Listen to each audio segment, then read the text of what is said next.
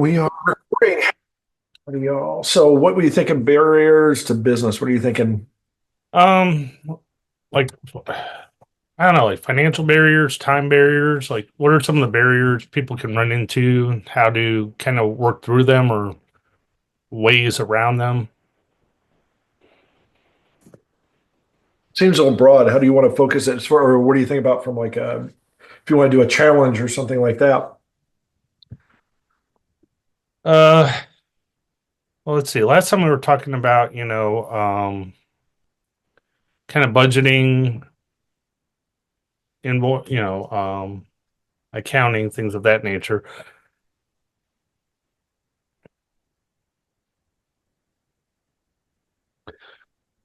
How about removing barriers? This could be one. Barriers to get started. If you're starting a business or about to start a business or you have a business, what are some of the barriers stopping you from doing it? Are there environmental? Is there competition? And then I guess the challenge could be to kind of outline their barrier and come up with a solution or an outline on how to tackle it. I like that. So, okay, so why haven't you started? Yeah, I Those. like that. All right. I was thinking the other one I want to do was I was thinking it'd be sort of fun to do talk a little bit about elevator pitches and stuff like that, sort of about phrasing and branding and consistency and some things like that because it's one of the things we do it all the time is the introduction basically, and so I think it would be a cool one to sort of branch into. Yeah, so like Always branding, something. elevator pitch. Yep, it's always something can use help. I mean, we can always improve on them, I think. When you've kind of got one down, I'm always kind of swapping because I'm still a little too not niche enough, I guess. Well, that's part of it. I think it is. It's like, finding the right keywords and the right things that sort of speak and then making sure that you do them in a way that's consistent, essentially. So, all right, let me do this first. And do a little three, two, one. Well, hello and welcome back. We are continuing our season that's building better businesses. We are actually building better developers, Developreneur podcast. And we are getting into this season. We're just getting started. We're going to start talking about, we're going to the business side of the developreneur, the entrepreneur side, the second half of that as opposed to the developer. But beforehand, I need to introduce myself. My name is Rob Broadhead. I'm one of the founders of Building Better Developers, Developreneur, also a founder of RB Consulting, where we are what they call boutique consulting, because what we do is we go in and we help you understand your business sometimes. I mean, you may understand it, but we do it in a way that is so that you can sort of get into your head, get some of that information out, and help craft like that perfect recipe for your business to better leverage technology through simplification, automation, integration, and even innovation. However, we're going to do it, whether we're building a team, whether we're finding products, whether we're building products, whether we're just sort of shuffling the chairs on the deck because it will help you be more efficient. Sometimes it's as simple as that. That's what we help you do, and that's what we're here for. So make your investment in technology a better investment, a more of an ROI. Good things, bad things. I'm going to go with I'm like continuing my series of stuff where it's basically the same thing. So we're working on downsizing and simplifying a lot of stuff. It's that simplification. This is like a big part of my life right now, which is cool because it's like I don't have clutter. I don't have near as much crap to deal with. I have a little extra cash laying around for some of the stuff that we actually sold versus stuff that we just gave away or threw out. So that's, I guess, the plus side. The downside is things like I don't have a kitchen table right now because we've already given it away and we're like going down to zero basically before we rebuild. And that can make it a little bit complicated sometimes to, I don't know, live your normal life, whether it's your best life or not. So, who is the guy that is living his best life as far as we know it? And he's going to correct us otherwise, Michael on the other side. Go ahead and introduce yourself. Thanks, Rob. Hey everyone, my name is Michael Meloche. I'm one of the co-founders of Developreneur, Building Better Businesses. I'm also the founder of Envision QA, where we help small to mid-sized businesses, clinicians, basically small businesses, help them build software that meets their needs. We do it through test-driven development. We do it through basically user stories, identifying what it is that your business needs from the user's perspective, and we make sure that the software delivers. Let's see, good and bad. So not quite as compressed like Rob does it. Bad had a project I'm working on with a couple other teams. A lot of changes got rolled in. Nothing was communicated. Pulled down the code today, went to run my test, and nothing worked. Come to find out that we had a whole brand new Docker container we had to stand up. The one we were using no longer used. All our configurations no longer worked. So basically had a full relearn a project. The good side of that is I actually learned quite a cool new features and some additional new Docker containers today and how to set them up. So that was kind of fun. But beyond that, it was kind of one of those manic moments. It's like, why the hell is nothing working? Those are never fun. But what is fun is our topic for today. Or maybe it is. I think it is because it's one of those things. Maybe as a serial entrepreneur, it's one of those things that I like to tackle on a regular basis. We're going to talk about your barriers to starting your business. This is sort of you could also think of this as like, why haven't you already started your business kind of a topic this time.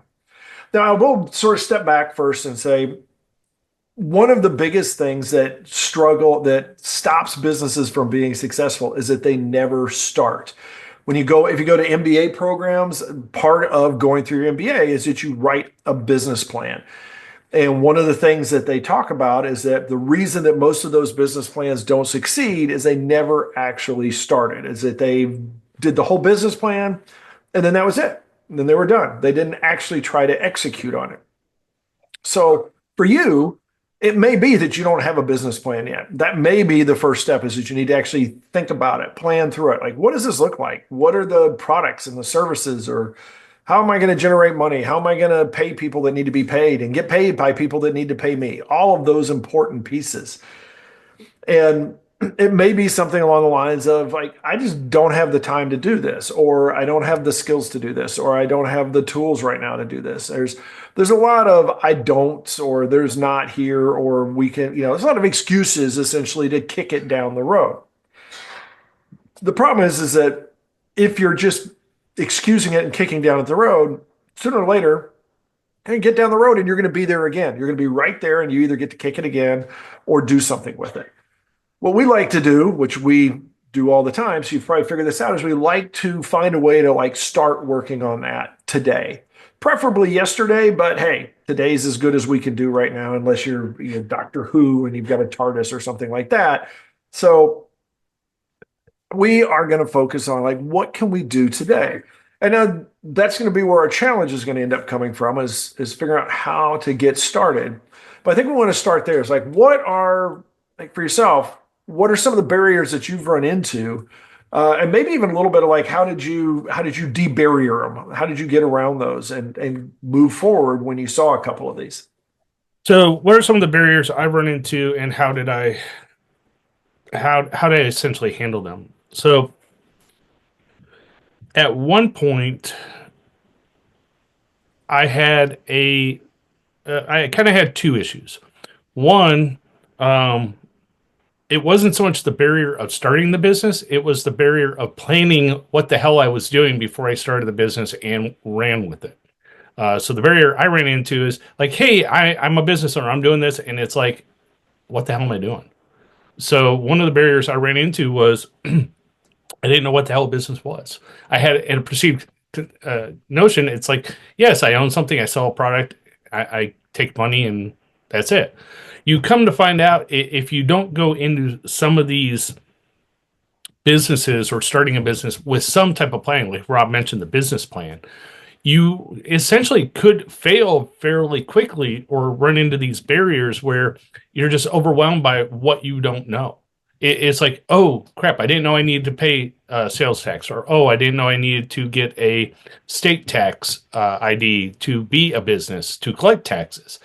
So sometimes the barriers we run into, especially what I've run into, almost every time I start a business, it is what do I need to start the business? The barrier I run into that I'm anxious about a lot is what what basically governmental rules are in place that I have to follow in order to establish my business, make money, not get audited, and not go to jail for not paying some tax or doing something that I was supposed to do. That was very easy. I just didn't know I needed to do it because unfortunately, the government doesn't accept I didn't know as an excuse. They will basically slap you with a nasty fine or throw you in jail. So, Now, I didn't want to stop there because that's like one of those. It's a perfect because that is like the what's the worst could happen, and then like it's right. You could be in jail. Okay. What's worse is they could send jackbooted thugs and they could shoot you and you would be dead. So okay, we'll take it one more. Usually, what's going to happen is yeah, you may get a fine if you do that. It could be a hefty fine. It could be a scary fine. So you don't want to just go out there and do something that is going to turn you into a criminal or something like that. You don't want to be suddenly an ex-con because you didn't follow the right paperwork. The odds of that happening are actually not super high, but that is one of the things is you want to make sure that you've got your ducks in a row. Now, I would say that before that, I think is part of it is like you really do want to know what your business is going to be. So I think part of that is going to help inform things like, okay, if I'm, like with my business plan, part of it is, well, what are the licensing fees? Do I have to go get a special license? Like if I wanted to be a plumber, I have to have like a certain, be certified and all this kind of stuff and bonded and all that kind of lots of stuff involved there. If I just want to drive a truck and haul stuff across the country, there's a lot of regulations around that. So one of the things you may look at is a deregulated kind of industry, somewhere where there's not a lot of regulations, where you can step in and not have to worry about as much. But I think that's like a good example right there of the challenges is that sometimes we look at it and say, wow, this could be really, really bad. And while Michael's carried forward with it, and he's using that to curb his tendency to just dive right in. And instead, he's like, okay, I got to make sure I got my ducks in a row. Sometimes it's just like it's too scary. Like, well, I could end up in jail. Probably not going to happen that way. So instead of I guess I'm better to kick this down the road than I am to end up in jail in 6 months, is maybe you address this, take it, head on and say, all right, how are we going to handle this particular obstacle? Now I cut you off, so I'm going to go jump. I'm going to like swerve back in and let you pick right back up there. no, I like that because so for me, and we talked about this a couple seasons ago because I was going through the process of rebranding my company from Meloche Consulting to Envision QA. One of the steps I took to avoid that fear from past experience of I've run into this a few times. These were barriers I had struggled with, even on my third, fourth, fifth company. Is I finally broke down and I looked for resources, and you can do this too. Find resources to help you figure out what it is you need to just start a business, to get started. In my case, I went through my local company called The Co, and they ran a program for 9, 10 weeks called Co-Starters that essentially walked you through building a business plan, all the different stages of marketing and different things. And by the end, you kind of had a pitch, you kind of had a business plan, you kind of had an idea for what you wanted to do, but you kind of had a roadmap. So you kind of went in with an idea, and even if you had a business plan, you walked out with a more formalized structure of what it is that you want to do. And for barriers, that is a huge barrier to overcome from starting a business. If you're already in a business, yes, you still have some of those barriers, but it's not as bad as that initial push, that initial get started, get it out there. There's always those unknowns. You're just kind of compounded with, oh, I didn't know that, or oh, do I need that? Like Rob mentioned, things like licensing, maybe get into a deregulated industry. But even then, if you're a truck driver, you still need to get a Class C license to drive a truck. So there are still things you need to do. So the other barrier I would say that some of you might run into to kind of work through is if you are getting into something that is other than merchandise. Because merchandise typically is fairly straightforward. You buy wholesale, sell retail, or make something and then sell it. But depending upon the industry or the product you're looking to sell, some of the barriers you could potentially really run into are legal. And I'm not just talking taxes. You could run into some issues, be it if you're a baker and you bake bread and you want to sell bread, you still have to follow certain FDA rules before you can even sell your bread. So you might have regulations that you don't even know about. So as you go through your journey and you run into these barriers or you're looking to start your businesses, some of the suggestions I would have is take your product, Google it, and say, hey, what does a baker need to be or if I want to be a baker in, say, the state of Tennessee, what do I need to do? What do I need to register? And you may get a couple websites that may or may not guide you in the right direction, but that could get you started. The other thing you could do is go talk to a baker. Go find someone local in your area that does what you want to do and find out, find someone that's willing to talk to you and have them kind of maybe mentor you a little bit or, hey, can I ask you a few questions on how you got started? That's always a great kind of foot in the door to kind of help you get into the area or the industry that you're trying to do. I think that's also, to sort of dovetail off of that, is that I think that's really a great way to get through those barriers as well, because now you can, if you can find somebody that's done it, then it becomes a little less scary. It's not like, I don't know how this would work. Now you're like, oh, this person did it, and they don't seem like they're no Albert Einstein or something like that. They're a normal person. So hey, maybe I can do the same. And a lot of times you'll find that that person, if you reach out to somebody that, whether it's a sort of a mentor relationship, or even if it's just sort of a professional, friendship kind of thing or something like that, those people will invest in you a little bit and say like, hey, well, how's that going? You can get a little accountability and say, I'm going to start a business of, I'm going to do a bread business on the other side of town. And they say, that's great. I would love to hear how it goes. And they may call you back in a month and say, hey, how's that going? And you're sitting there going, I actually haven't done anything in a month. So you're going to feel a little bit more like compelled to go do something. So I think that's a great, great suggestion to get things going as well. So I have one more. The last barrier, and this is one I struggle and I stumble, and Rob knows as well, is you may be excited about your product or your business or whatever it is that you want to do or you are doing. Just understand you may not be the sole expert in that field. You may not even really know what it is that you're doing. And if someone comes in and tries to help you or guide you, or maybe suggest that, hey, maybe that's not quite the right way, maybe that's going to be harmful, take a pause. Try not to immediately jump in and argue the point. Listen to what people are suggesting. Now, they may be giving you false advice, but take a pause, take it in, make sure you understand the problem or understand what it is they're trying to explain to you. And take a moment, maybe write it down or revisit it, but don't dismiss all the criticism or all the advice you get. Sometimes we put up barriers because we try to protect ourselves, not just in our business, but in our lives. And sometimes we can get defensive. And if you get defensive when you're trying to start out, you may close too many doors and not open up the right ones.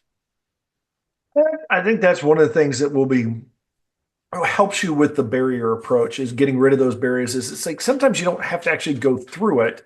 Sometimes you can go around it. Sometimes that barrier is more in your head than it is anything else.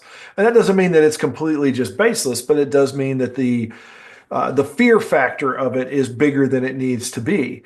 So there are things where it's just like, for example, years and years ago, it was one of the things I was like, I don't think I can ever really learn a foreign language. Like, that's just gonna be too complicated. It's too tough, a waste of my time. And I was never great at the foreign languages I had to take in school. So I was like, I'm not going to bother. And I was like, well, I'll give it a shot, because I just wanted to give it a shot. I was like, I think this will help me. And it didn't take very long before I realized, oh, okay, this is doable. This is something that I can succeed at. And even, things that seem overly easy to do. For example, like if you're a developer and you like, oh, hey, I think I'd be great as a consultant. A lot of times we figure like I code it today, I can code at night. And so some of those things, it's like, those are the kinds of things you're like, well, yeah, this is pretty easy. But the barrier is, it's like, well, I get to the end of the day, I don't know if I want to do any more of that. I'm hungry. I want to go play games, or I want to like go for a walk. I want to do something other than the work. So sometimes those are going to be your barriers, is it's your lifestyle. And you need to just think about it. It's like where a lot of times it does come down to like, where do I want to be 6 months from now, or a year from now, or 5 years from now? Because maybe it's worth it for me to sacrifice now to have something better in the future, that be more where I want to be. And so, a great way to do that would be to send us an email at info@developreneur.com and let us know what is it you would like to see us doing, 6 months from now or a year from now. What are some of the topics, even 6 days from now? What are some of the topics that you would like us to talk about? Now, before I dive in, or actually before we wrap this one up, I do want to flip back and do sort of a challenge essentially for this one. And I've got a dog barking, so hopefully it's not going to get picked up here. I think the challenge this time around is face that barrier. Like, if you have a barrier, if you haven't started your business, or if you're struggling, this goes back to that whole eat the frog. If there's something that and you probably already have it in your head as you're thinking about it, it's like, yeah, there's this thing I really don't like to do, I really don't want to do.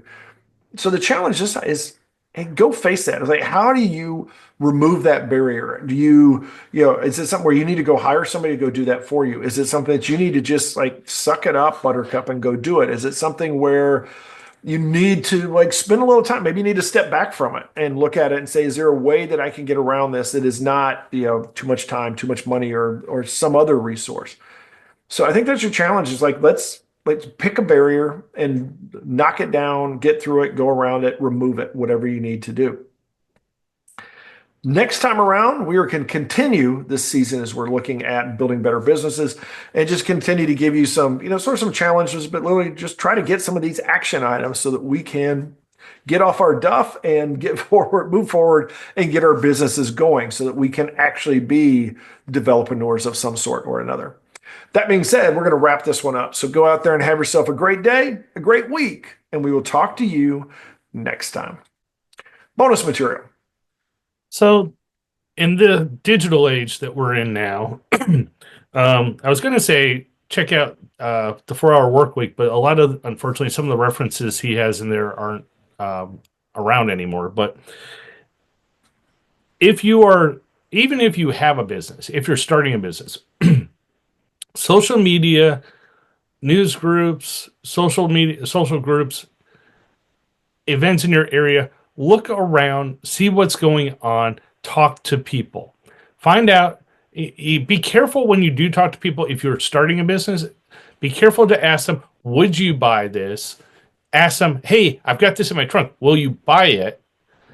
You have to make sure you're asking the right questions and asking the right people if you want feedback about a business you're starting.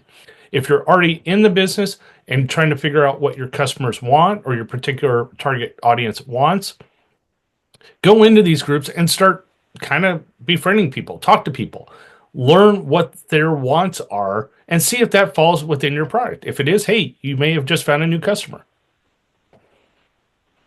I think that's the best thing, is to just talk about it. I think that's like, it really seems so simple, but really when you get some of these obstacles, these barriers, is to just like talk about it. And it may be talking about your product and getting people to buy into it, but it may be that it's like, there's this like, I'm really struggling with, how do I get all these licenses for this business, or how do I learn how to do this skill that I'm going to need to have for my business? How do I do books? How do I market? How do I, so many things are part of a business, especially the entrepreneur side of it.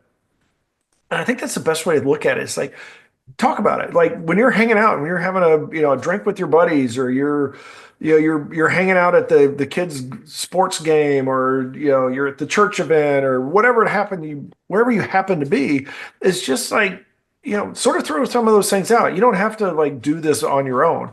You have a little conversation about it. You'll be amazed at how often that there'll be somebody else that's like, oh yeah, I've got, run into something similar, or I fixed that in the past, or hey, have you thought about this? And they may be completely, coming out of left field, but it may be exactly the approach that you need to tackle whatever your barrier happens to be.